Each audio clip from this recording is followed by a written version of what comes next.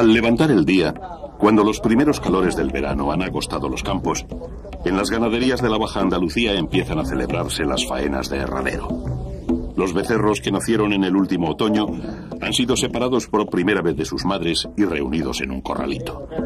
Para poder agarrar al becerro por una de sus patas, el vaquero usa como herramienta una cuerda amarrada al extremo de una garrocha. Otros vaqueros y zagales ayudan a mover y separar las reses para facilitar la operación.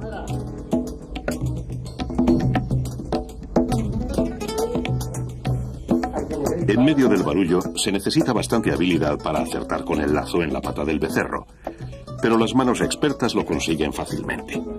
En ese momento se abre la puerta de la corraleta contigua, desde la cual, tirando con brío de la maroma, los hombres introducirán al recental para marcarlo. Este es un lustroso jabonero de la ganadería de Prieto de la Cal y se resiste con todas sus fuerzas, pero finalmente es vencido por la tozudez humana.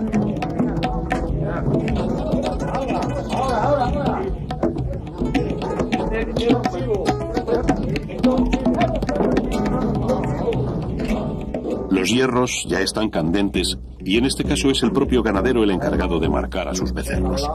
Los nombres y números de los mismos quedan anotados en la libreta de campo y luego pasarán al registro oficial de la ganadería. Concluida la operación, los mozos liberan al becerro, que desfoga su rabia arremetiendo contra los que le sujetaron y retorna pronto al campo en busca de la compañía materna.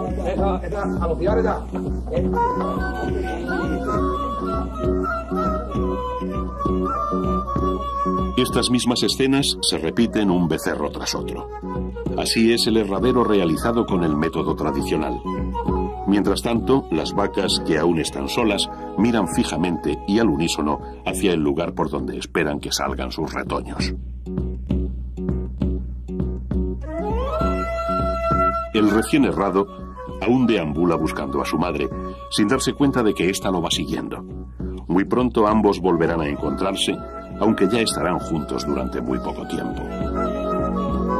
Después se hace el segundo destete, que es muy bonito, se hace a caballo, y esa es la última vez que el becerro verá a su madre, y desde entonces vivirá su vida, las hembras hasta los 3 años, o hasta que se mueran, en caso de ser seleccionadas como madres, y los toros hasta 3, 4 años, o hasta que se mueran si han sido seleccionados como padres.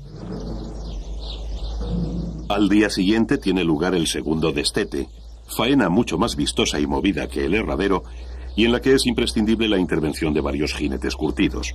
Su objetivo es separar definitivamente las vacas de los becerros, que ya están demasiado crecidos para alimentarse solo con leche. Y además de continuar mamando, agotarían a la vaca en un momento especialmente duro en las tierras del sur, como es el verano. La presencia de los caballos es acogida con nerviosismo por las reses, que parecen presentir la intención de los hombres. Rápidamente, y con la ayuda de los cabestros, todo el grupo es introducido en el cerrado donde se desarrolla la faena.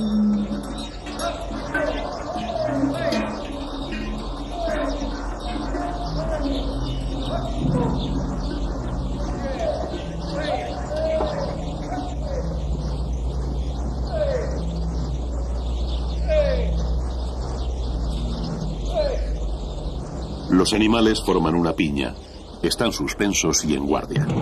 Las vacas más viejas intuyen lo que va a ocurrir, pues han pasado varias veces por la misma situación y en el mismo escenario.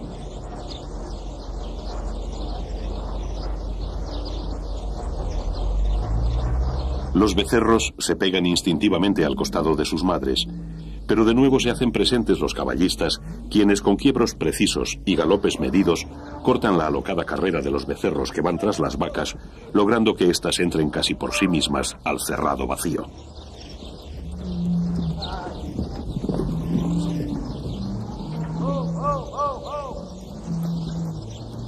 Una tras otra, con una facilidad que solo es aparente, las vacas van tomando la puerta, mientras en el ambiente se mezclan los mugidos y los galopes con las voces de los vaqueros.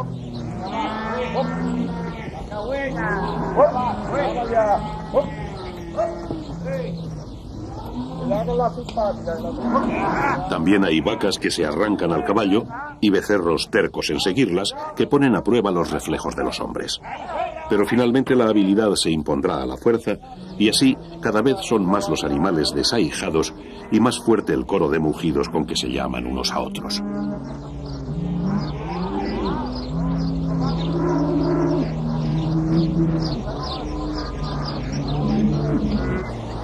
Los becerros remolonean tristes y cabizbajos, mientras las últimas vacas terminan por seguir el camino de las demás.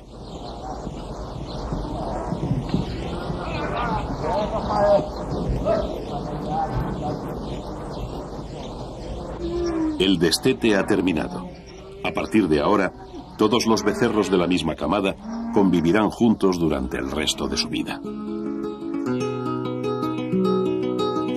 En todas las ganaderías bravas, las faenas de campo siguen una mecánica muy parecida. Sin embargo, algunos trabajos se realizan con métodos diferentes en unos sitios y en otros. Este es el caso del herradero.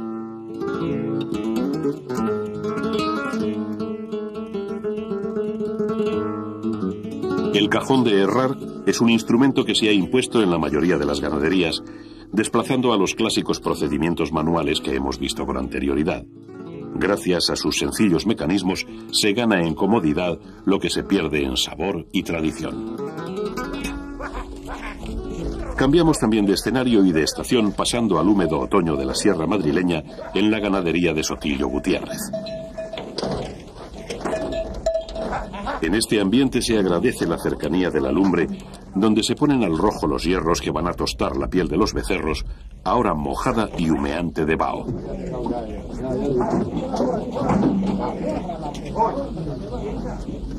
Al abrirse la compuerta, el pasillo conduce directamente al cajón, donde el becerro entra siendo inmovilizado con gran rapidez, pues conviene que se mueva lo menos posible para que los hierros queden bien marcados.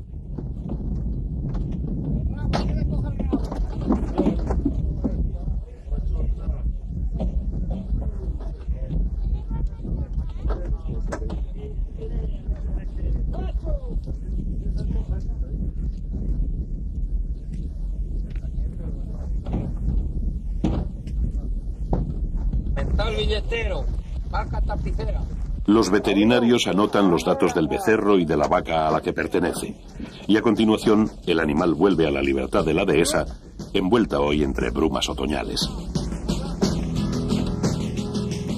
Al término del herradero, uno de los vaqueros reparte una abundante ración de heno para que los becerros se repongan mejor de la congestión sufrida.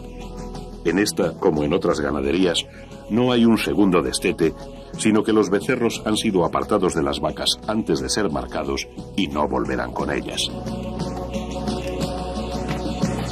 El herradero representa algo más que la acción mecánica de marcar un becerro tras otro. Significa el bautizo de las reses y su ingreso oficial como nuevos miembros de la ganadería con identidad propia.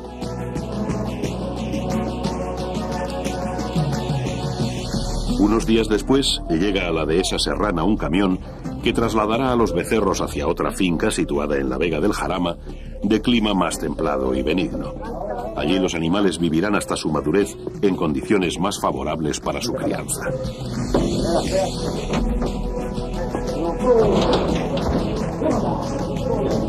Estos traslados cortos entre fincas próximas constituyen una práctica habitual en las ganaderías bravas y tienen por objeto que el ganado aproveche los pastizales o las condiciones más idóneas de cada zona en distintas épocas del año. Antiguamente se hacían a pie y hoy el camión ha tomado el relevo a los bueyes y los caballos.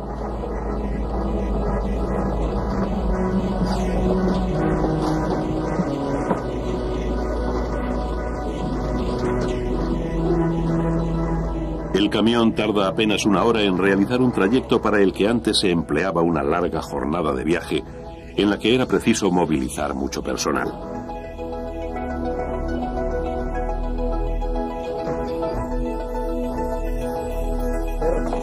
En cuanto el camión se detiene y se acopla a la manga de embarque, comienza de nuevo el abrir y cerrar de puertas y los animales pasan de forma ya casi mecánica de un corral a otro.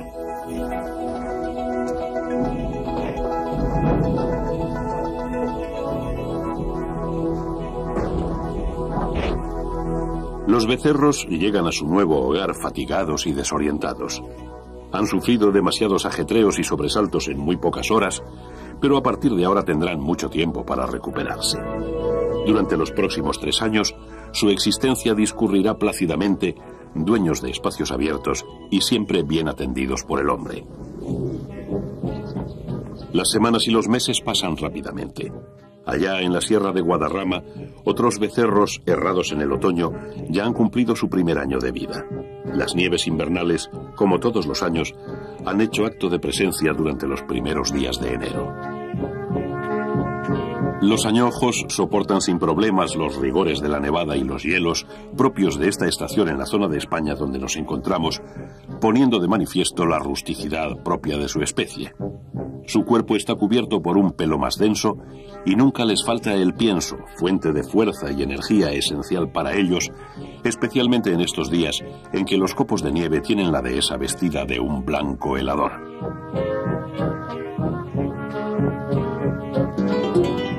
Viajamos ahora al templado invierno del sur, hasta tierras gaditanas de San José del Valle, donde radica la ganadería que dirige Alfonso Guardiola. Contemplamos diversas escenas del reparto de pienso a las camadas de novillos más jóvenes que siguen, como ordenados colegiales, la trayectoria del tractor mientras éste arroja su nutritivo regalo.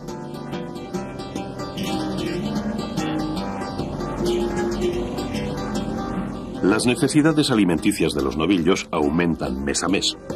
Lo ideal para su correcta crianza es que a lo largo de su vida tengan una ganancia de peso lenta pero sostenida, sin que pasen fases de penuria o sobrealimentación que son igualmente perjudiciales.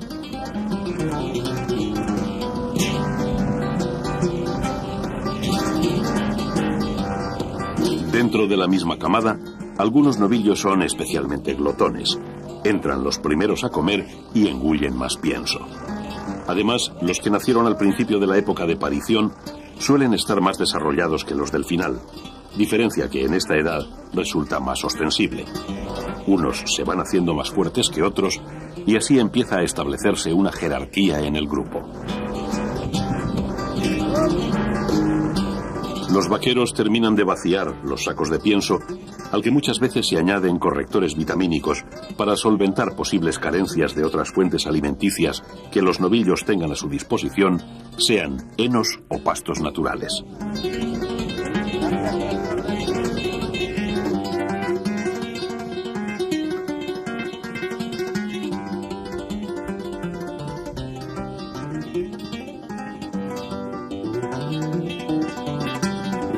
Una vez que han terminado con el pienso, los novillos se solazan pastando los brotes de hierba que cubre la ladera de la sierra hasta perderse en el valle.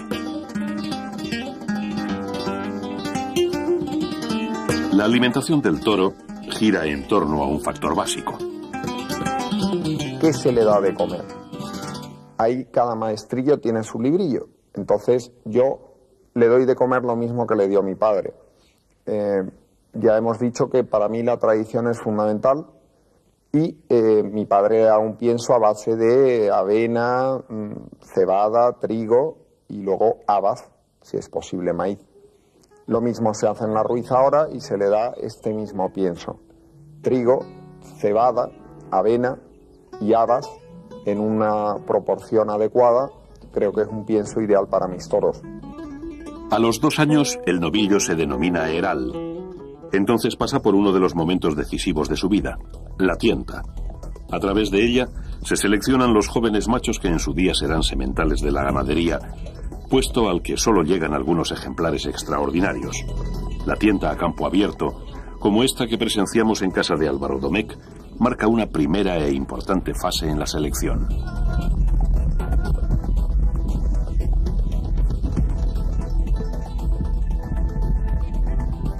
El proceso culmina con la llamada retienta, o tienta en plaza, reservada solo a aquellos herales cuyo origen familiar, antecedentes y tipo morfológico sean impecables.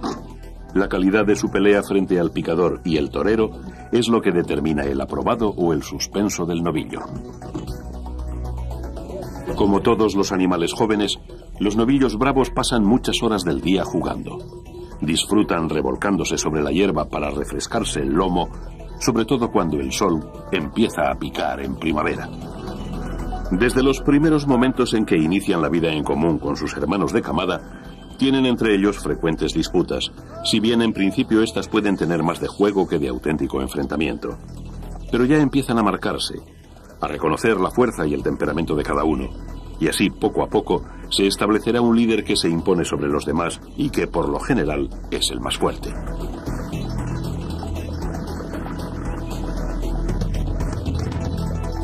Entre los novillos que tienen una corpulencia semejante no suele haber riñas. Pueden estar durante horas chocándose el testuz o rozándose la cara con los pitones sin otra intención que mantener un pulso inocente, como lo harían dos jovencitos.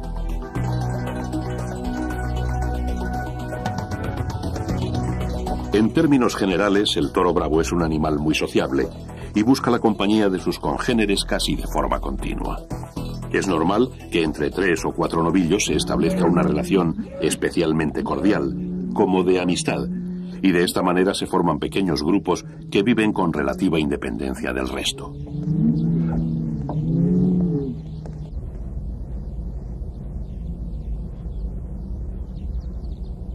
Lentamente, el carácter de los novillos se torna más irascible. Así, cuando llegan a los 3 años, las peleas son más habituales y ásperas. El juego va dando paso a la agresividad.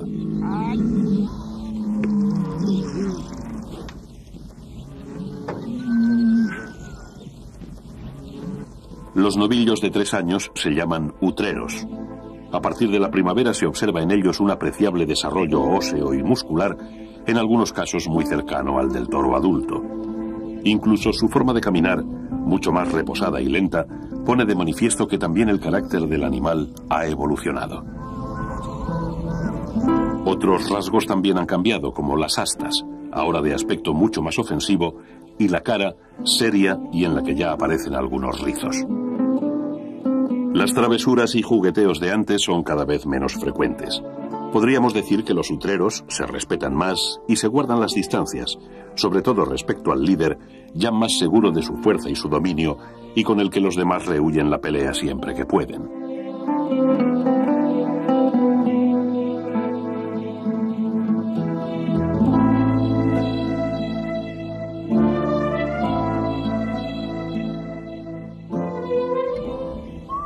Dentro de una misma finca son habituales las conducciones de ganado de unos cercados a otros, que se realizan con varias finalidades, como son la rotación agrícola de las tierras o la separación de los animales en diferentes lotes según su edad o su desarrollo físico. Es conveniente que las reses bravas estén agrupadas en lotes homogéneos e igualados. Con ello se previenen las peleas y es posible adecuar la alimentación a las necesidades bastante similares de sus miembros.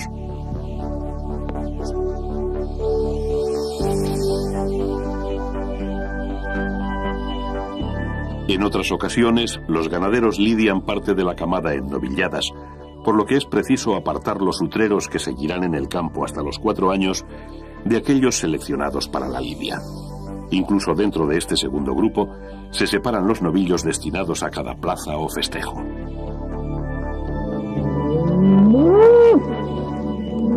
Los frecuentes trasiegos dan lugar a que los novillos se acostumbren a la voz y a la presencia de los hombres que los conducen sin agobiarlos, dejando que vayan casi a su paso hasta llegar al nuevo cerrado, donde quedarán tranquilos.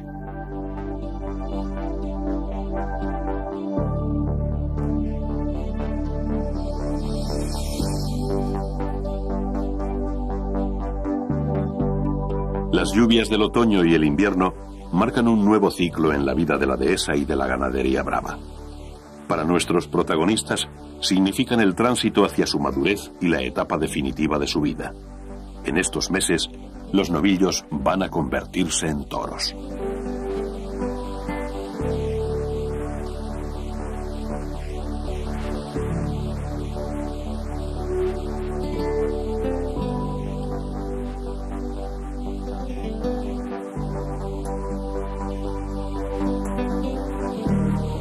Un año más, en las tierras de Castilla, la nieve ha borrado los perfiles de la dehesa.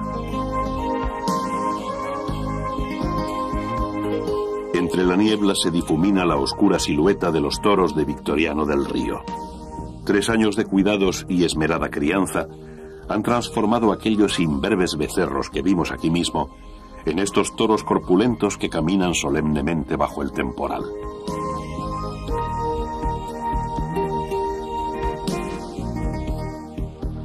Mientras nieva en Castilla, una intensa lluvia riega los ondulados campos de la finca Ruchena, en la raya entre Cádiz y Sevilla. Es la hora del pienso para los inconfundibles toros de pelo berrendo que identifican a esta ganadería.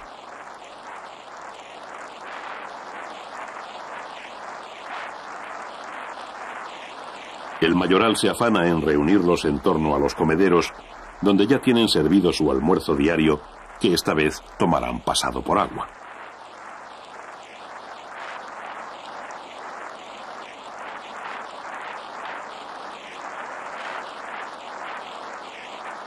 Mientras el chaparrón continúa cayendo impenitente, el hombre regresa al cortijo en busca de un tejado y los toros le miran con su habitual aire indiferente. Cuando el sol ilumina de nuevo la dehesa, los toros marchan a pastar tranquilos en el lugar de su querencia, como islotes perdidos en la inmensidad del campo.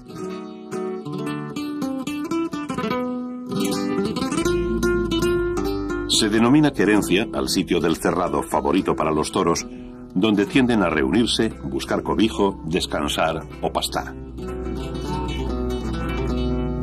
Durante las épocas del año en que hay hierba, esta constituye para los toros no solo una fuente de alimento, sino también un disfrute. Al toro le gusta la hierba más que nada, es su comida natural, e incluso hay teorías según las cuales el pasto influye en su carácter, dándole mayor fogosidad y bravura. Contemplamos aquí a un hermoso toro pastando los finos tréboles que se dan en tierras de El Toruño, célebre finca situada en la localidad sevillana de Utrera. Aquí culminan su crianza los toros de la familia Guardiola Domínguez, que sin embargo nacen y crecen en dehesas serranas, como estos ejemplares, hermanos del anterior, pertenecientes al hierro de María Luisa Domínguez.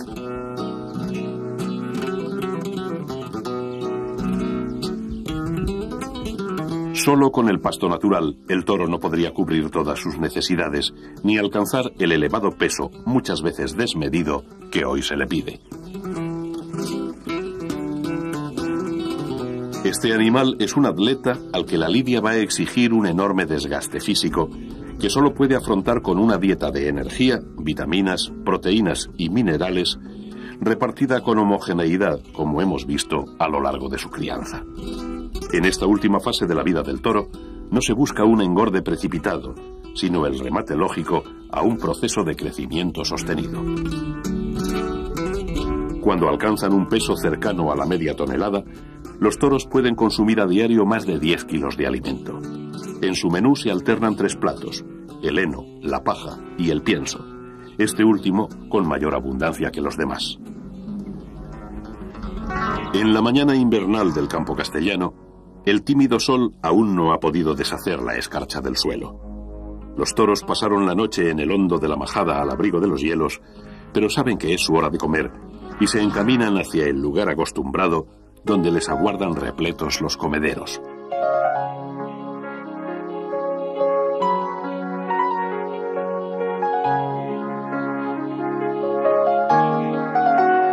Siempre hay algún toro que anda alejado de los demás, normalmente a resultas de alguna disputa. Andrés, mayoral de esta ganadería del conde de Mayalde, va en su busca para evitar que se habitúe a comer poco y se quede retrasado. Normalmente los toros tienen su propio comedero, al que cada uno acude con preferencia y rara vez comparte con otros. Conviene que el pienso se les reparta en 2 tomas diarias para facilitar su rumia y digestión. A menudo estas reuniones de la camada dan lugar a peleas. Los toros se enfrentan por entrar a comer antes que el otro o porque han tenido rencillas previas y aprovechan la cercanía para resolverlas.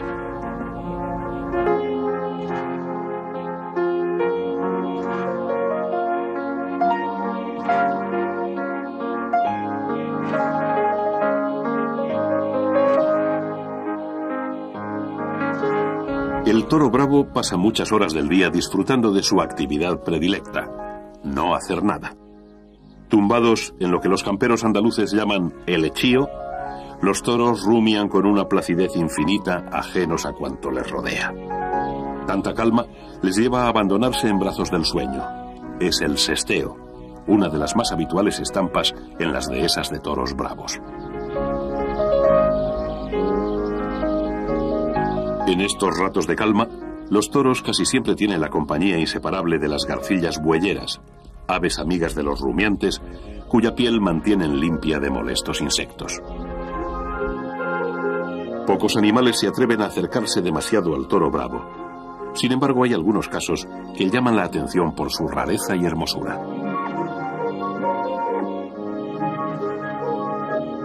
Esta escena pudimos grabarla en la ganadería de Jerónimo Martínez, en el corazón de Sierra Morena. Una cierva, huida de una de las muchas monterías que se dan en esta zona, llegó días atrás al cerrado de los toros y se ha hermanado con ellos como si fuera un miembro más de la camada. La cierva sigue a los toros a todas partes. Sin intuirlo, dio con un refugio perfecto, bien protegido y con comida abundante, como es el pienso de los propios toros.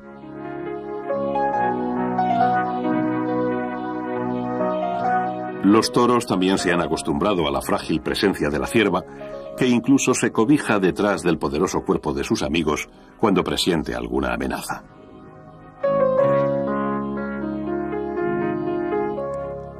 Cuando los toros se marchan a su querencia, la cierva no duda un momento en seguirlos. Incluso ante nuestra sorpresa, uno de ellos se vuelve como invitándola a que los siga. A veces el campo bravo tiene estos bellos misterios. Con la primavera llega el momento de máximo esplendor para el campo y los toros bravos.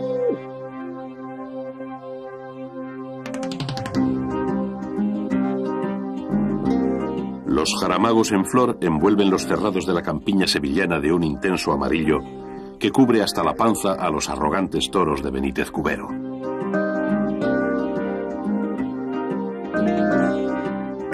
Entre las flores, los toros mueven pesadamente sus cuerpos voluminosos. Pocas cosas pueden alterar esta parsimonia indiferente del toro adulto, siempre encerrado en sí mismo, pero seguro de su fuerza.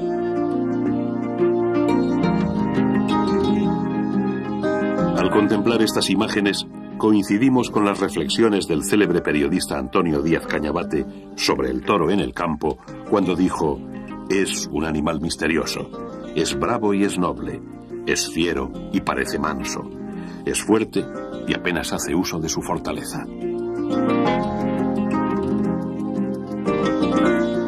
El caminar majestuoso del toro en la dehesa se interrumpe y altera cuando percibe algún ruido o presencia extraños.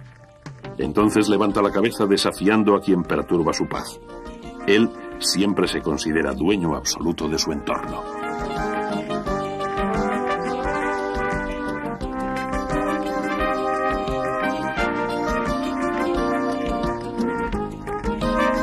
Como sabemos, el toro bravo es en extremo perezoso y apenas se mueve si no se le incita a hacerlo. Pero debido al enorme esfuerzo que debe realizar en el ruedo, es conveniente que realice una actividad sistemática. Cada ganadero utiliza los métodos que estima más adecuados para ejercitar a sus toros. En algunas fincas, incluso se ha diseñado una especie de pista de entrenamiento que ha dado en llamarse tauródromo, cuyo objeto es fortalecer a los animales para evitar la flojedad de remos que algunos de sus hermanos manifestaron en la plaza.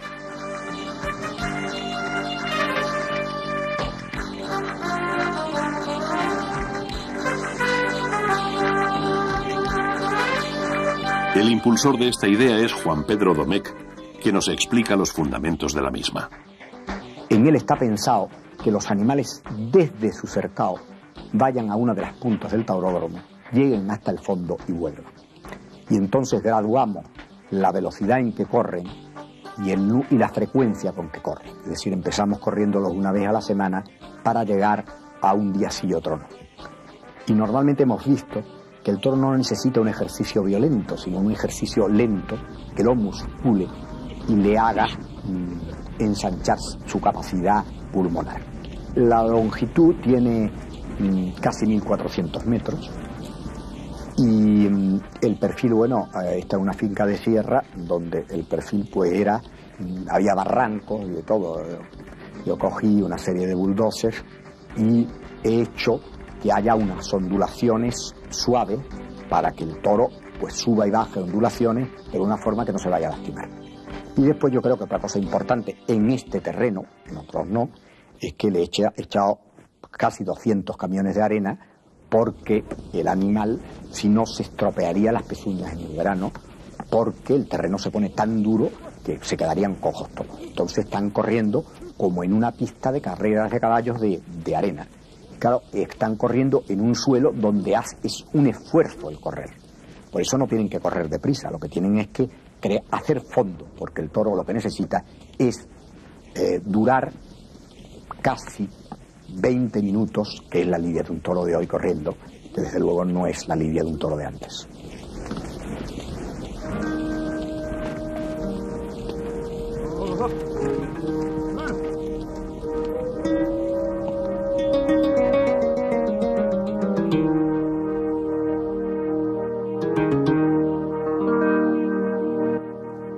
Otros ganaderos prefieren aprovechar la orografía natural de sus fincas y establecer en ellas sistemas que obliguen a los toros a moverse entre unos puntos y otros. Por ejemplo, estos toros de Arauz de Robles necesitan subir y bajar diariamente una empinada ladera para ir desde donde tienen el pienso hasta el río en el que beben. Acostumbrados a ello, los propios animales realizan el recorrido por sí mismos.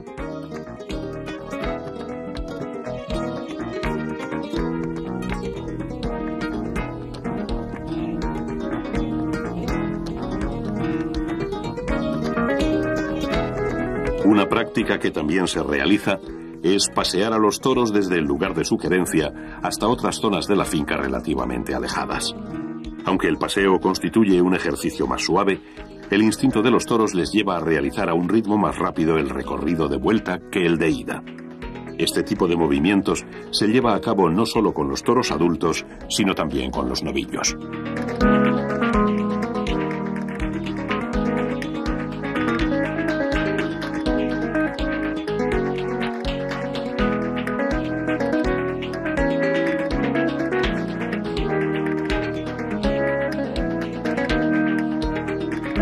Algunos ganaderos aplican a los toros en determinadas situaciones una gimnástica más intensa, como puede ser correrlos a galope en un cerrado de perfil ondulado con subidas y bajadas suaves.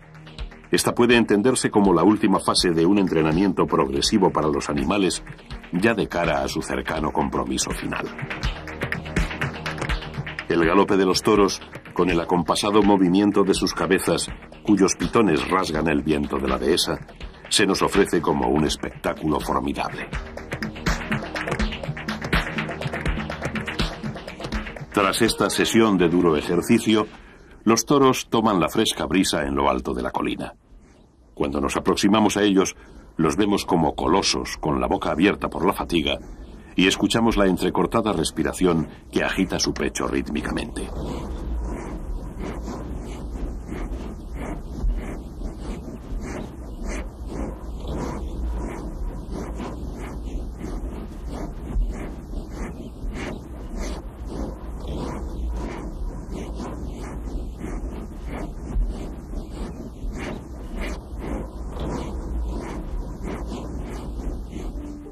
Cuando está próximo el inicio de la temporada taurina, en las ganaderías se lleva a cabo el enlotado de las distintas corridas, al igual que el año anterior se hizo con las novilladas. Enlotar significa apartar varios toros del grupo hasta componer un lote de 7 u 8 animales, entre los que en su día serán elegidos 6 para una corrida determinada.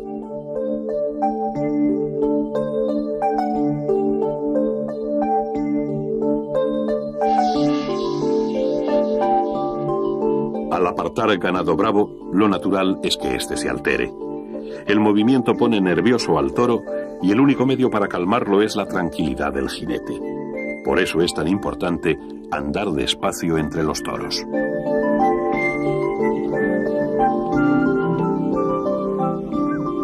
Para mover los toros, lo primero es reunirlos. Si están en un cerrado grande, pueden vivir diseminados en distintas zonas. Al juntar animales que no se conocen, a veces se extrañan y reaccionan con aspavientos o incluso de forma agresiva.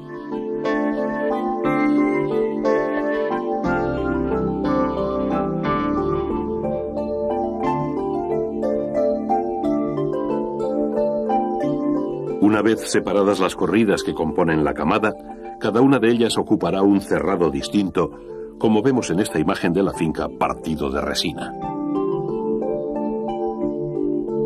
Un paseo por los cerrados nos permite observar las diferencias entre los toros de las distintas corridas. La conformación y longitud de las astas, la corpulencia y el tamaño de los animales varían comparando unos lotes y otros. Esto es lógico teniendo en cuenta que en todas las camadas hay toros más grandes y más chicos, más bonitos o menos proporcionados, y el ganadero los distribuye según la importancia de las plazas. La atención y vigilancia del ganado es una tarea cotidiana en el campo bravo, y especialmente con los toros adultos. Aquí vemos al mayoral de Osborne haciendo su repaso diario por los cerrados para comprobar uno a uno el estado de los toros. Su natural temperamento da lugar a frecuentes lesiones, heridas o daños en las astas, que casi siempre se presentan de forma inoportuna y es necesario remediar lo antes posible.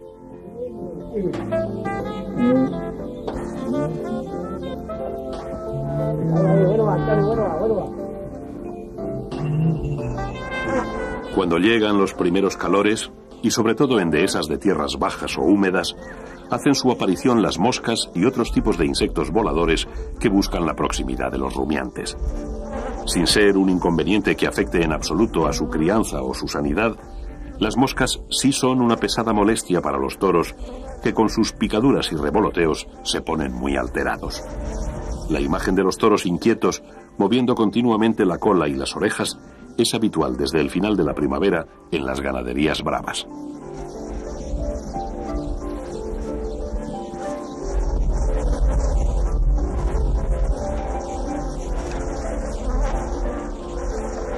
No deja de ser paradójico que unos insignificantes insectos puedan alterar de esta manera el habitual carácter flemático de estos hermosos toros que ahora se arrancan y se revuelven con los nervios a flor de piel.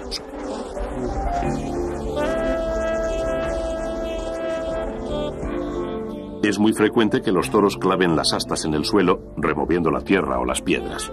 Como consecuencia de ello, los pitones se astillan o se ponen romos por causas naturales. Otra de las costumbres más habituales del ganado bravo es escarbar para echarse tierra fresca sobre el lomo. Debido a esto, en muchos cerrados existen agujeros o fosas donde los toros escarban, se revuelcan y clavan los pitones, actividades con las que parecen disfrutar.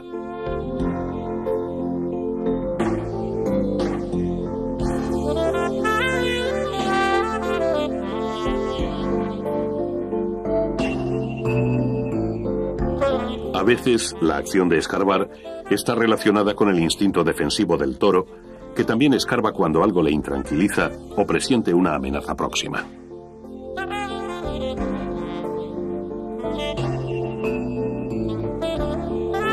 Muchas veces los toros dan en rascarse sobre el tronco de las encinas, donde se refriegan con empeño desde la cabeza hasta el tercio posterior. Igual que el árbol, puede servirles para satisfacer este deseo una gruesa piedra o la dureza del suelo. Estas zonas que los toros frecuentan para rascarse o escarbar se llaman, en lenguaje de campo, escarbaderos.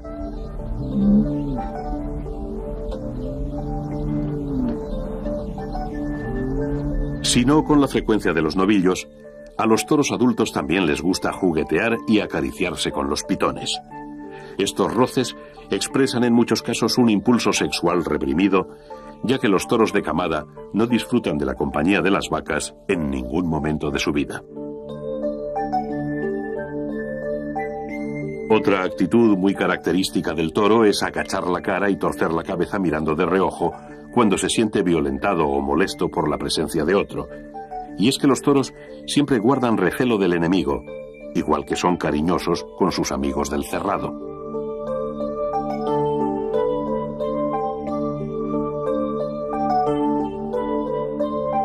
Uno de los aspectos más bellos y misteriosos del toro bravo son sus voces. Mugidos de llamada, de queja o desafío, que inundan de inquietud el sereno ambiente de la dehesa.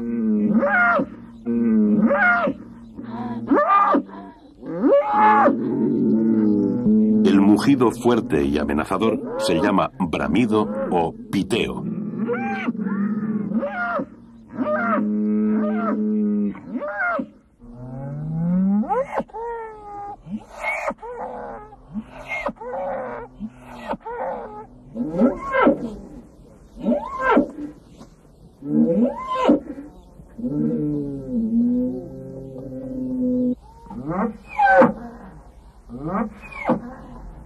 Reburdeo es un ronquido bajo y suave que antecede al piteo.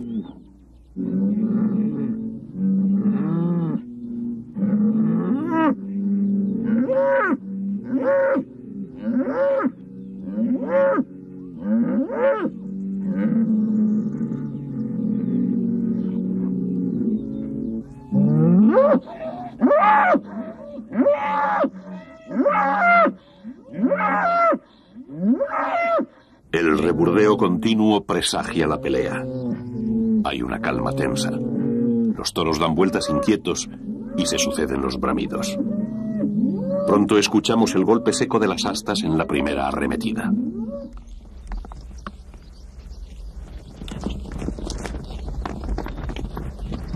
Si, como en este caso, las fuerzas de los contendientes están desproporcionadas, la pelea es breve. Pero cuando están igualadas, la lucha puede durar mucho más y entrar otros toros en la discordia.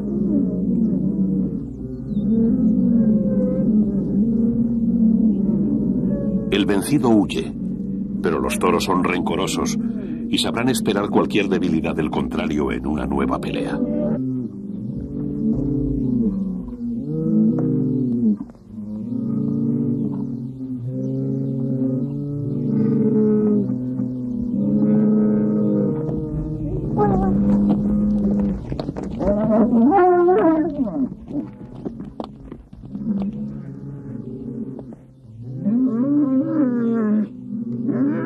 Las peleas en masa no son habituales, pero a veces se producen enfrentamientos múltiples cuando los toros se separan y se juntan de nuevo, o bien cuando llega al cerrado un toro que es desconocido para los demás.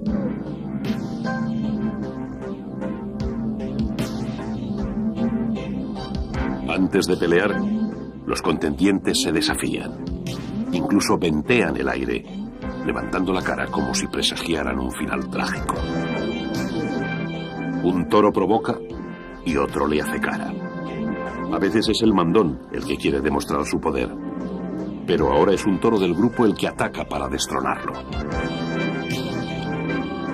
El líder está acorralado y tendrá que soportar las ciegas acometidas de los otros toros que lo van agotando.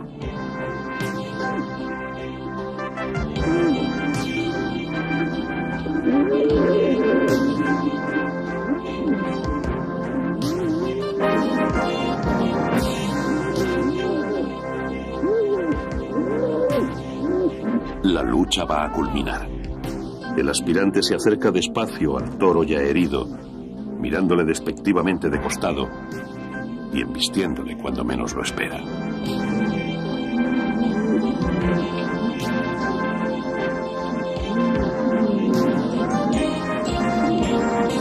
La voz del mayoral no puede evitar la terrible cornada y el viejo líder cae al suelo con el corazón atravesado.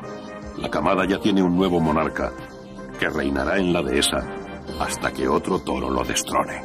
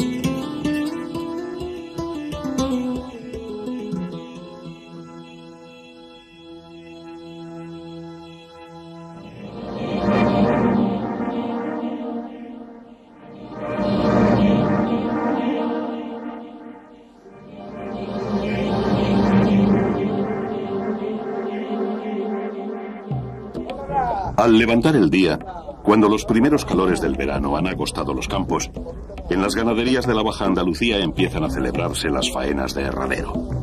Los becerros que nacieron en el último otoño han sido separados por primera vez de sus madres y reunidos en un corralito.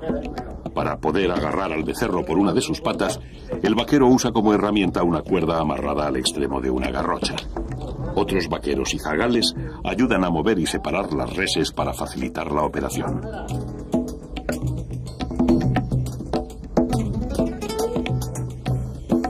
En medio del barullo se necesita bastante habilidad para acertar con el lazo en la pata del becerro, pero las manos expertas lo consiguen fácilmente. En ese momento se abre la puerta de la corraleta contigua, desde la cual, tirando con brío de la maroma, los hombres introducirán al recental para marcarlo. Este es un lustroso jabonero de la ganadería de Prieto de la Cal y se resiste con todas sus fuerzas, pero finalmente es vencido por la tozudez humana.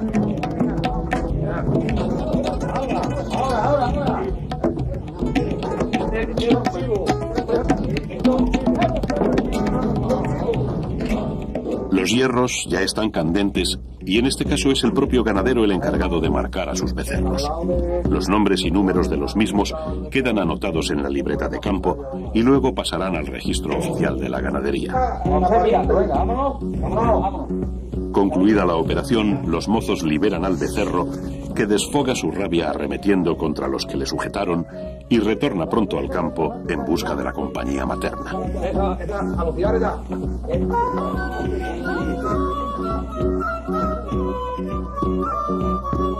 Estas mismas escenas se repiten un becerro tras otro. Así es el herradero realizado con el método tradicional. Mientras tanto, las vacas, que aún están solas, miran fijamente y al unísono hacia el lugar por donde esperan que salgan sus retoños. El recién herrado aún deambula buscando a su madre, sin darse cuenta de que ésta lo va siguiendo. Muy pronto ambos volverán a encontrarse, aunque ya estarán juntos durante muy poco tiempo. Después se hace el segundo destete, que es muy bonito, se hace a caballo, y esa es la última vez que el becerro verá a su madre, y desde entonces vivirá su vida, las hembras hasta los 3 años, o hasta que se mueran, en caso de ser seleccionadas como madres, y los toros hasta 3, 4 años, o hasta que se mueran si han sido seleccionados como padres. Al día siguiente tiene lugar el segundo destete, faena mucho más vistosa y movida que el herradero, y en la que es imprescindible la intervención de varios jinetes curtidos. Su objetivo es separar definitivamente las vacas de los becerros, que ya están demasiado crecidos para alimentarse solo con leche. Y además de continuar mamando, agotarían a la vaca en un momento especialmente duro en las tierras del sur, como es el verano. La presencia de los caballos es acogida con nerviosismo por las reses, que parecen presentir la intención de los hombres. Rápidamente, y con la ayuda de los cabestros, todo el grupo es introducido en el cerrado donde se desarrolla la faena.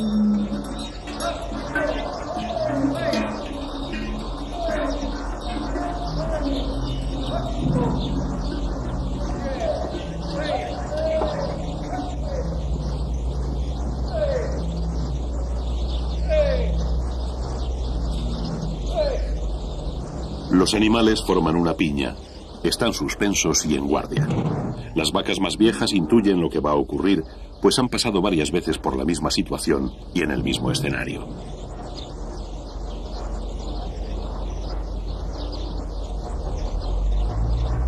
Los becerros se pegan instintivamente al costado de sus madres, pero de nuevo se hacen presentes los caballistas, quienes con quiebros precisos y galopes medidos cortan la alocada carrera de los becerros que van tras las vacas, logrando que éstas entren casi por sí mismas al cerrado vacío.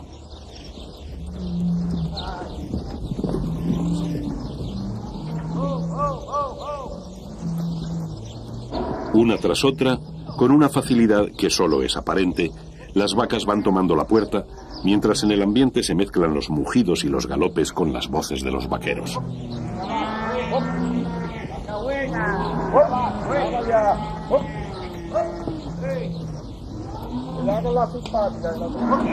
También hay vacas que se arrancan al caballo y becerros tercos en seguirlas que ponen a prueba los reflejos de los hombres.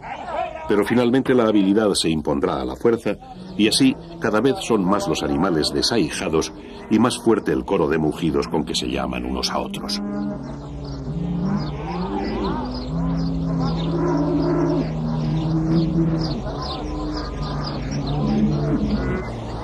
Los becerros remolonean tristes y cabizbajos, mientras las últimas vacas terminan por seguir el camino de las demás.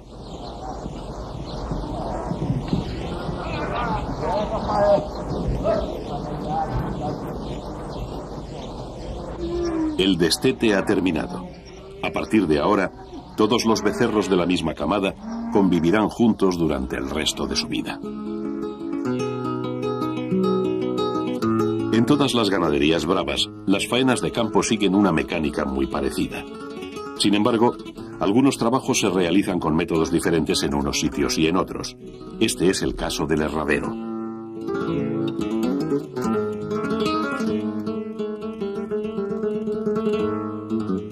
El cajón de herrar es un instrumento que se ha impuesto en la mayoría de las ganaderías, desplazando a los clásicos procedimientos manuales que hemos visto con anterioridad. Gracias a sus sencillos mecanismos, se gana en comodidad lo que se pierde en sabor y tradición.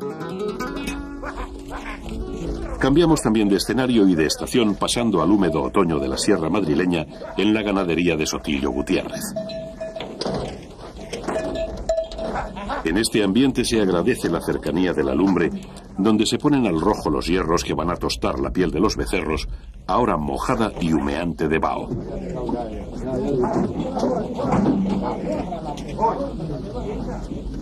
Al abrirse la compuerta, el pasillo conduce directamente al cajón, donde el becerro entra siendo inmovilizado con gran rapidez, pues conviene que se mueva lo menos posible para que los hierros queden bien marcados.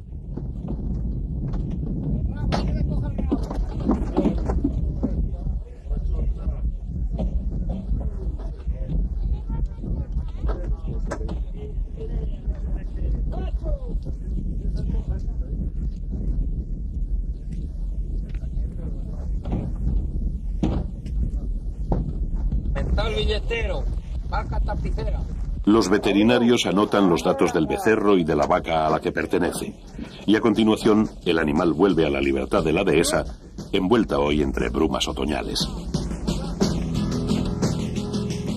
Al término del herradero, uno de los vaqueros reparte una abundante ración de heno para que los becerros se repongan mejor de la congestión sufrida. En esta, como en otras ganaderías, no hay un segundo destete, sino que los becerros han sido apartados de las vacas antes de ser marcados y no volverán con ellas.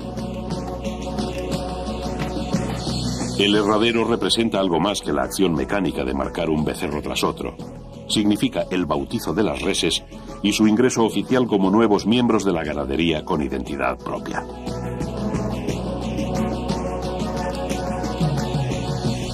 Unos días después llega a la dehesa serrana un camión que trasladará a los becerros hacia otra finca situada en la Vega del Jarama, de clima más templado y benigno.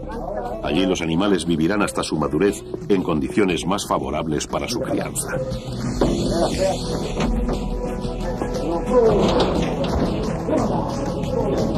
Estos traslados cortos entre fincas próximas constituyen una práctica habitual en las ganaderías bravas y tienen por objeto que el ganado aproveche los pastizales o las condiciones más idóneas de cada zona en distintas épocas del año.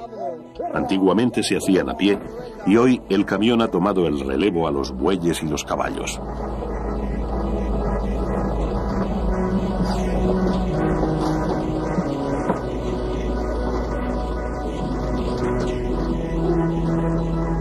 El camión tarda apenas una hora en realizar un trayecto para el que antes se empleaba una larga jornada de viaje, en la que era preciso movilizar mucho personal.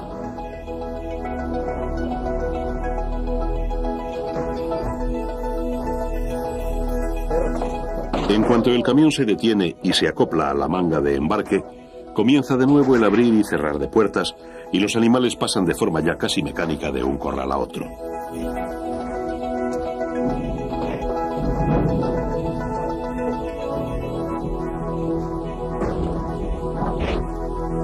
Los becerros llegan a su nuevo hogar fatigados y desorientados. Han sufrido demasiados ajetreos y sobresaltos en muy pocas horas, pero a partir de ahora tendrán mucho tiempo para recuperarse. Durante los próximos 3 años, su existencia discurrirá plácidamente, dueños de espacios abiertos y siempre bien atendidos por el hombre. Las semanas y los meses pasan rápidamente. Allá en la sierra de Guadarrama, otros becerros, errados en el otoño, ya han cumplido su primer año de vida. Las nieves invernales, como todos los años, han hecho acto de presencia durante los primeros días de enero. Los añojos soportan sin problemas los rigores de la nevada y los hielos propios de esta estación en la zona de España donde nos encontramos, poniendo de manifiesto la rusticidad propia de su especie. Su cuerpo está cubierto por un pelo más denso y nunca les falta el pienso, fuente de fuerza y energía esencial para ellos, especialmente en estos días en que los copos de nieve tienen la dehesa vestida de un blanco helador.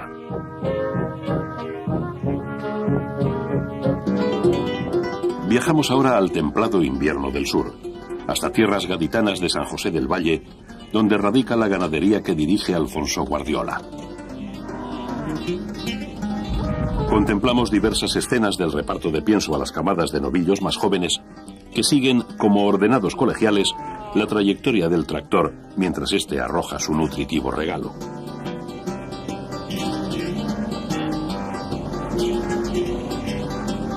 Las necesidades alimenticias de los novillos aumentan mes a mes. Lo ideal para su correcta crianza es que a lo largo de su vida tengan una ganancia de peso lenta pero sostenida, sin que pasen fases de penuria o sobrealimentación que son igualmente perjudiciales.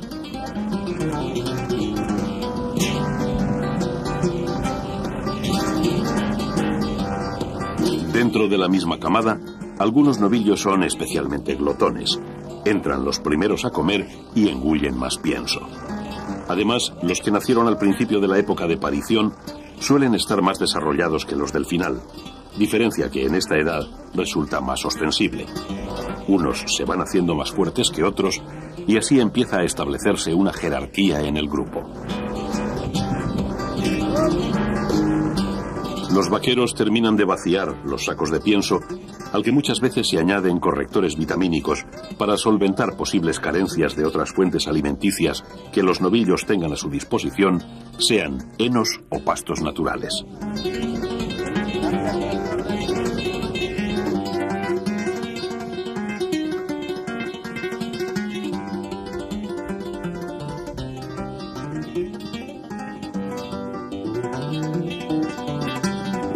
Una vez que han terminado con el pienso, los novillos se solazan pastando los brotes de hierba que cubre la ladera de la sierra hasta perderse en el valle.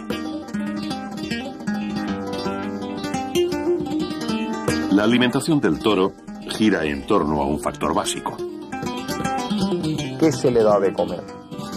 Ahí cada maestrillo tiene su librillo. Entonces yo le doy de comer lo mismo que le dio mi padre. Ya hemos dicho que para mí la tradición es fundamental y mi padre era un pienso a base de avena, cebada, trigo y luego habas, si es posible maíz. Lo mismo se hace en la Ruiz ahora y se le da este mismo pienso. Trigo, cebada, avena y habas en una proporción adecuada. Creo que es un pienso ideal para mis toros. A los 2 años el novillo se denomina heral. Entonces pasa por uno de los momentos decisivos de su vida, la tienta. A través de ella se seleccionan los jóvenes machos que en su día serán sementales de la ganadería, puesto al que solo llegan algunos ejemplares extraordinarios. La tienta a campo abierto, como esta que presenciamos en casa de Álvaro Domecq, marca una primera e importante fase en la selección.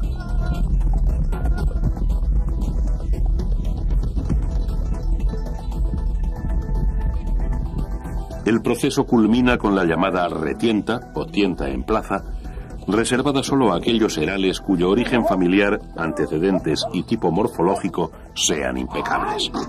La calidad de su pelea frente al picador y el torero es lo que determina el aprobado o el suspenso del novillo.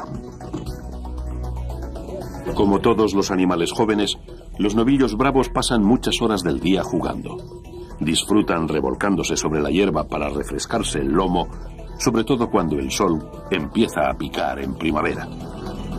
Desde los primeros momentos en que inician la vida en común con sus hermanos de camada, tienen entre ellos frecuentes disputas, si bien en principio estas pueden tener más de juego que de auténtico enfrentamiento. Pero ya empiezan a marcarse, a reconocer la fuerza y el temperamento de cada uno, y así poco a poco se establecerá un líder que se impone sobre los demás y que por lo general es el más fuerte.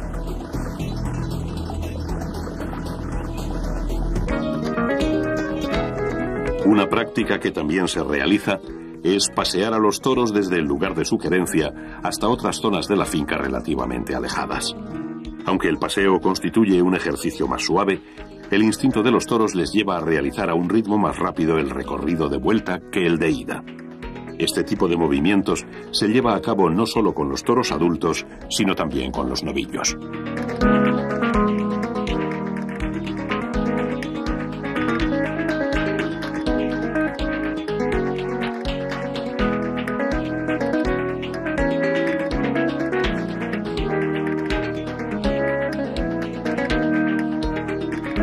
Algunos ganaderos aplican a los toros en determinadas situaciones una gimnástica más intensa, como puede ser correrlos a galope en un cerrado de perfil ondulado con subidas y bajadas suaves.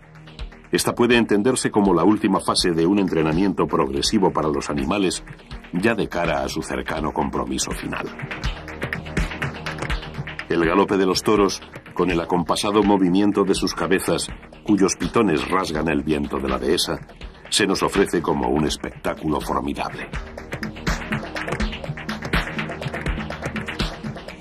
Tras esta sesión de duro ejercicio, los toros toman la fresca brisa en lo alto de la colina.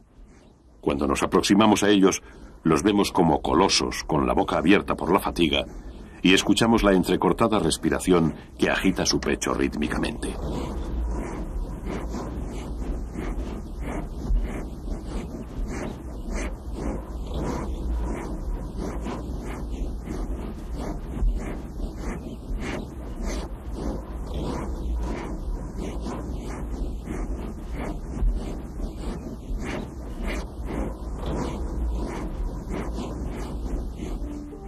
Cuando está próximo el inicio de la temporada taurina, en las ganaderías se lleva a cabo el enlotado de las distintas corridas, al igual que el año anterior se hizo con las novilladas. Enlotar significa apartar varios toros del grupo hasta componer un lote de 7 u 8 animales, entre los que en su día serán elegidos 6 para una corrida determinada.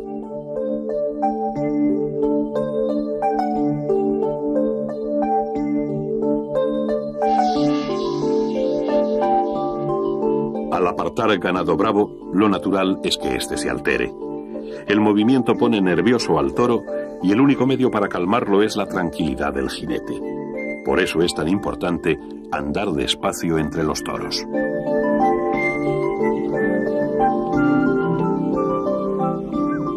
Para mover los toros, lo primero es reunirlos. Si están en un cerrado grande, pueden vivir diseminados en distintas zonas. Al juntar animales que no se conocen, a veces se extrañan y reaccionan con aspavientos o incluso de forma agresiva.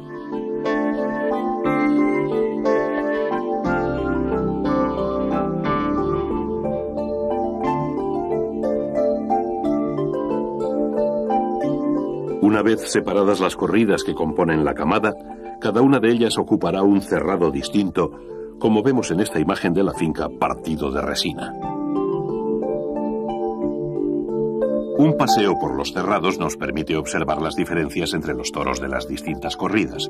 La conformación y longitud de las astas, la corpulencia y el tamaño de los animales varían comparando unos lotes y otros. Esto es lógico teniendo en cuenta que en todas las camadas hay toros más grandes y más chicos, más bonitos o menos proporcionados, y el ganadero los distribuye según la importancia de las plazas. La atención y vigilancia del ganado es una tarea cotidiana en el campo bravo y especialmente con los toros adultos. Aquí vemos al mayoral de Osborne haciendo su repaso diario por los cerrados para comprobar uno a uno el estado de los toros. Su natural temperamento da lugar a frecuentes lesiones, heridas o daños en las astas, que casi siempre se presentan de forma inoportuna y es necesario remediar lo antes posible.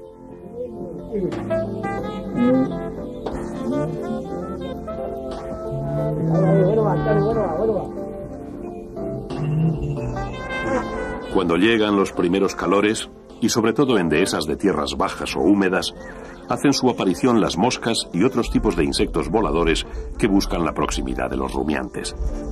Sin ser un inconveniente que afecte en absoluto a su crianza o su sanidad, las moscas sí son una pesada molestia para los toros que con sus picaduras y revoloteos se ponen muy alterados. La imagen de los toros inquietos, moviendo continuamente la cola y las orejas, es habitual desde el final de la primavera en las ganaderías bravas.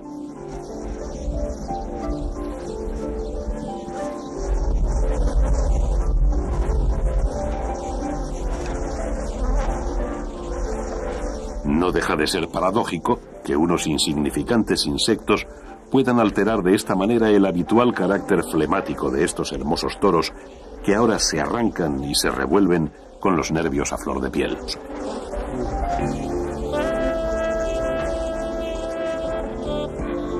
Es muy frecuente que los toros claven las astas en el suelo, removiendo la tierra o las piedras.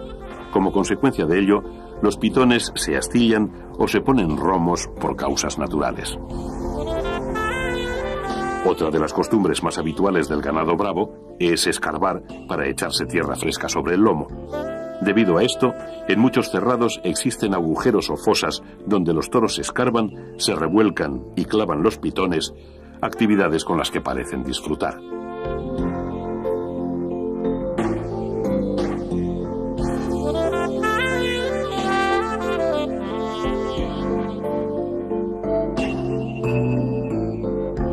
A veces, la acción de escarbar está relacionada con el instinto defensivo del toro, que también escarba cuando algo le intranquiliza o presiente una amenaza próxima.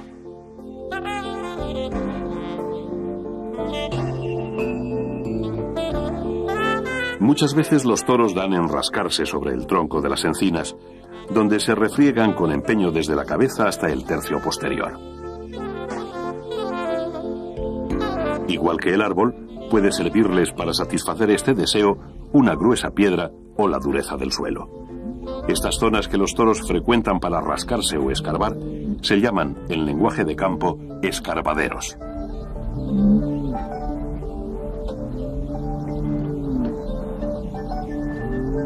Si no con la frecuencia de los novillos, a los toros adultos también les gusta juguetear y acariciarse con los pitones. Estos roces expresan en muchos casos un impulso sexual reprimido, ya que los toros de camada no disfrutan de la compañía de las vacas en ningún momento de su vida. Otra actitud muy característica del toro es agachar la cara y torcer la cabeza mirando de reojo cuando se siente violentado o molesto por la presencia de otro. Y es que los toros siempre guardan recelo del enemigo, igual que son cariñosos con sus amigos del cerrado.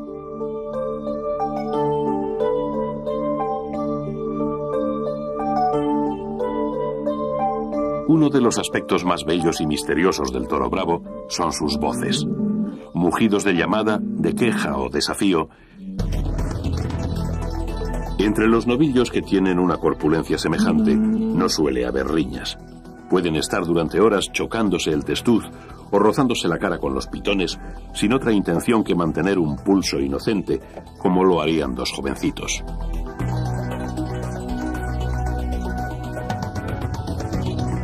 En términos generales, el toro bravo es un animal muy sociable y busca la compañía de sus congéneres casi de forma continua. Es normal que entre 3 o 4 novillos se establezca una relación especialmente cordial, como de amistad, y de esta manera se forman pequeños grupos que viven con relativa independencia del resto.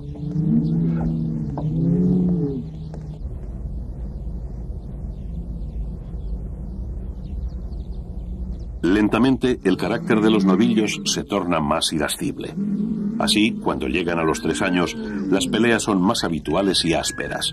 El juego va dando paso a la agresividad.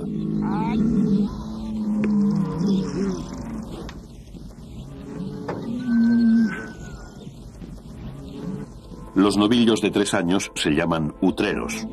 A partir de la primavera se observa en ellos un apreciable desarrollo óseo y muscular, en algunos casos muy cercano al del toro adulto. Incluso su forma de caminar, mucho más reposada y lenta, pone de manifiesto que también el carácter del animal ha evolucionado. Otros rasgos también han cambiado, como las astas, ahora de aspecto mucho más ofensivo, y la cara, seria y en la que ya aparecen algunos rizos. Las travesuras y jugueteos de antes son cada vez menos frecuentes. Podríamos decir que los utreros se respetan más y se guardan las distancias, sobre todo respecto al líder, ya más seguro de su fuerza y su dominio, y con el que los demás rehuyen la pelea siempre que pueden.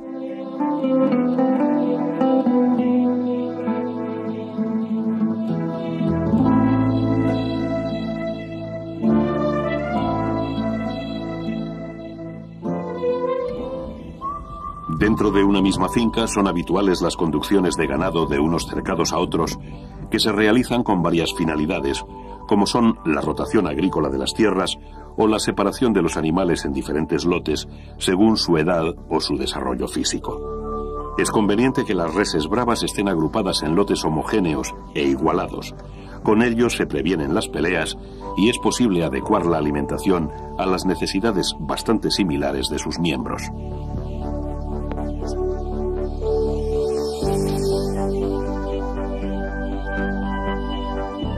En otras ocasiones, los ganaderos lidian parte de la camada en novilladas, por lo que es preciso apartar los utreros que seguirán en el campo hasta los 4 años de aquellos seleccionados para la lidia.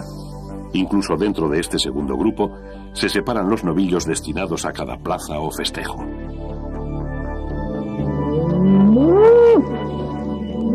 Los frecuentes trasiegos dan lugar a que los novillos se acostumbren a la voz y a la presencia de los hombres que los conducen sin agobiarlos, dejando que vayan casi a su paso hasta llegar al nuevo cerrado, donde quedarán tranquilos.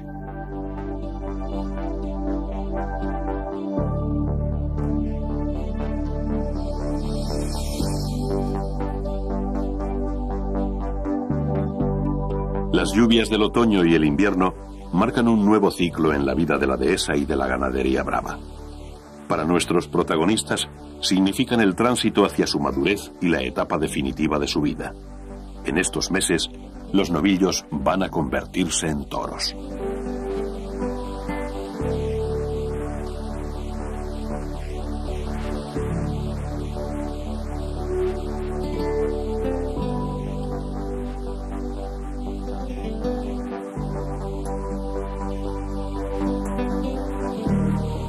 Un año más, en las tierras de Castilla, la nieve ha borrado los perfiles de la dehesa. Entre la niebla se difumina la oscura silueta de los toros de Victoriano del Río. 3 años de cuidados y esmerada crianza han transformado aquellos imberbes becerros que vimos aquí mismo en estos toros corpulentos que caminan solemnemente bajo el temporal.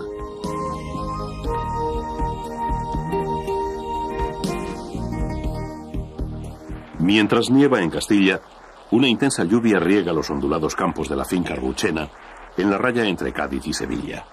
Es la hora del pienso para los inconfundibles toros de pelo berrendo que identifican a esta ganadería.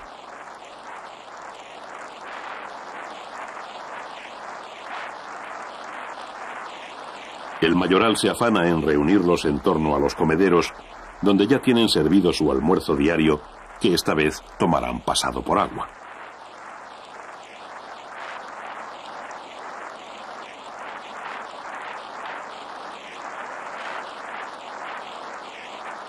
Mientras el chaparrón continúa cayendo impenitente, el hombre regresa al cortijo en busca de un tejado y los toros le miran con su habitual aire indiferente.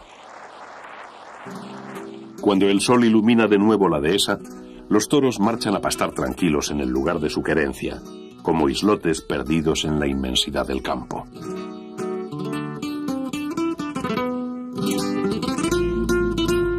Se denomina querencia al sitio del cerrado favorito para los toros, donde tienden a reunirse, buscar cobijo, descansar o pastar. Durante las épocas del año en que hay hierba, esta constituye para los toros no solo una fuente de alimento, sino también un disfrute. Al toro le gusta la hierba más que nada. Es su comida natural. E incluso hay teorías según las cuales el pasto influye en su carácter, dándole mayor fogosidad y bravura.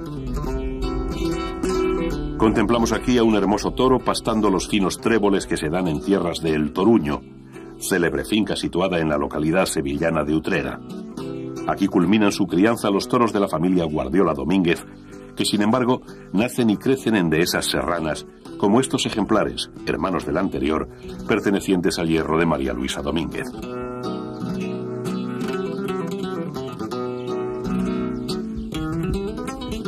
Solo con el pasto natural, el toro no podría cubrir todas sus necesidades, ni alcanzar el elevado peso, muchas veces desmedido, que hoy se le pide. Este animal es un atleta al que la lidia va a exigir un enorme desgaste físico, que solo puede afrontar con una dieta de energía, vitaminas, proteínas y minerales, repartida con homogeneidad, como hemos visto a lo largo de su crianza. En esta última fase de la vida del toro, no se busca un engorde precipitado, sino el remate lógico a un proceso de crecimiento sostenido. Cuando alcanzan un peso cercano a la media tonelada, los toros pueden consumir a diario más de 10 kilos de alimento. En su menú se alternan 3 platos: el heno, la paja y el pienso, este último con mayor abundancia que los demás. En la mañana invernal del campo castellano, el tímido sol aún no ha podido deshacer la escarcha del suelo.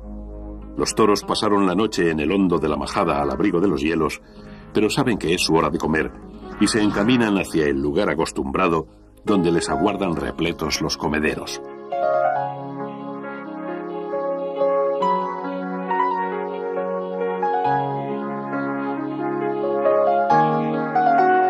Siempre hay algún toro que anda alejado de los demás, normalmente a resultas de alguna disputa.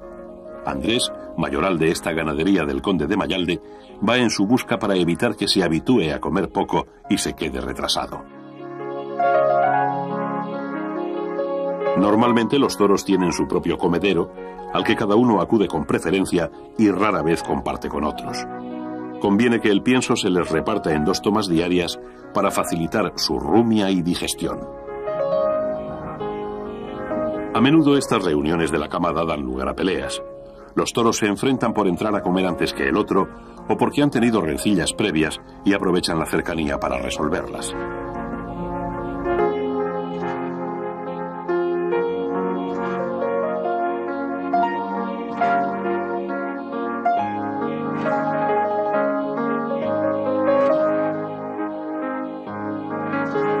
El toro bravo pasa muchas horas del día disfrutando de su actividad predilecta: no hacer nada. Tumbados en lo que los camperos andaluces llaman el echío, los toros rumian con una placidez infinita, ajenos a cuanto les rodea. Tanta calma les lleva a abandonarse en brazos del sueño. Es el sesteo, una de las más habituales estampas en las dehesas de toros bravos. En estos ratos de calma, los toros casi siempre tienen la compañía inseparable de las garcillas bueyeras, aves amigas de los rumiantes, cuya piel mantienen limpia de molestos insectos. Pocos animales se atreven a acercarse demasiado al toro bravo. Sin embargo, hay algunos casos que llaman la atención por su rareza y hermosura.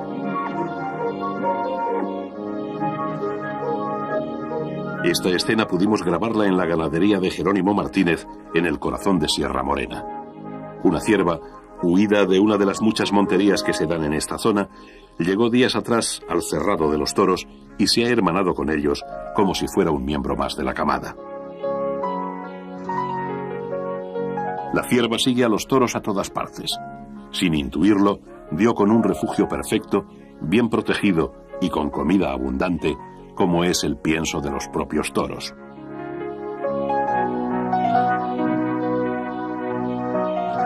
Los toros también se han acostumbrado a la frágil presencia de la cierva, que incluso se cobija detrás del poderoso cuerpo de sus amigos cuando presiente alguna amenaza.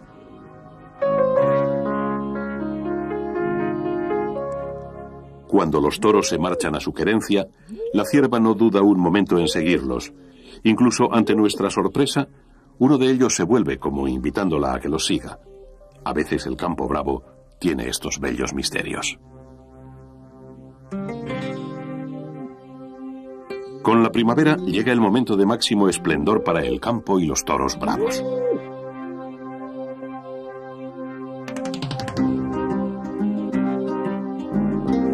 Los jaramagos en flor envuelven los cerrados de la campiña sevillana de un intenso amarillo que cubre hasta la panza a los arrogantes toros de Benítez Cubero.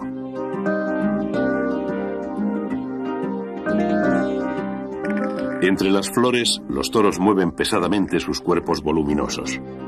Pocas cosas pueden alterar esta parsimonia indiferente del toro adulto, siempre encerrado en sí mismo, pero seguro de su fuerza.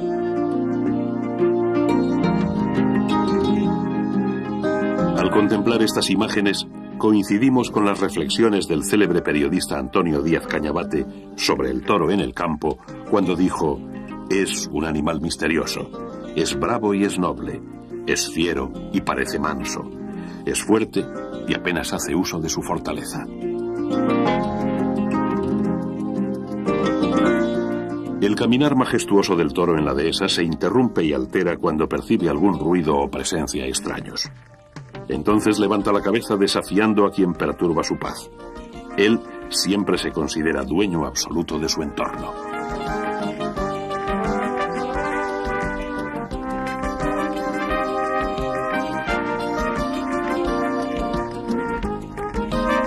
Como sabemos, el toro bravo es en extremo perezoso y apenas se mueve si no se le incita a hacerlo. Pero debido al enorme esfuerzo que debe realizar en el ruedo, es conveniente que realice una actividad sistemática. Cada ganadero utiliza los métodos que estima más adecuados para ejercitar a sus toros. En algunas fincas, incluso se ha diseñado una especie de pista de entrenamiento que ha dado en llamarse tauródromo, cuyo objeto es fortalecer a los animales para evitar la flojedad de remos que algunos de sus hermanos manifestaron en la plaza.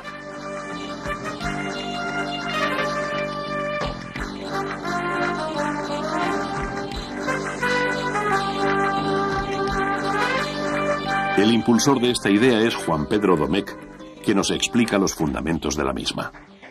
En él está pensado que los animales desde su cercado vayan a una de las puntas del tauródromo, lleguen hasta el fondo y vuelvan. Y entonces graduamos la velocidad en que corren y la frecuencia con que corren. Es decir, empezamos corriéndolos una vez a la semana para llegar a un día sí y otro no. Y normalmente hemos visto que el toro no necesita un ejercicio violento, sino un ejercicio lento que lo muscule y le haga ensanchar su capacidad pulmonar. La longitud tiene casi 1400 metros y el perfil, bueno, esta es una finca de sierra donde el perfil pues había barrancos y de todo. Yo cogí una serie de bulldozers y he hecho que haya unas ondulaciones suaves para que el toro pues suba y baje ondulaciones de una forma que no se vaya a lastimar. Y después yo creo que otra cosa importante en este terreno, en otros no, es que le he echado casi 200 camiones de arena, porque el animal, si no, se estropearía las pezuñas en el verano, porque el terreno se pone tan duro que se quedarían cojos todos. Entonces están corriendo como en una pista de carreras de caballos de arena. Claro, están corriendo en un suelo donde es un esfuerzo el correr. Por eso no tienen que correr deprisa, lo que tienen es que hacer fondo, porque el toro lo que necesita es durar casi 20 minutos, que es la lidia de un toro de hoy corriendo, que desde luego no es la lidia de un toro de antes.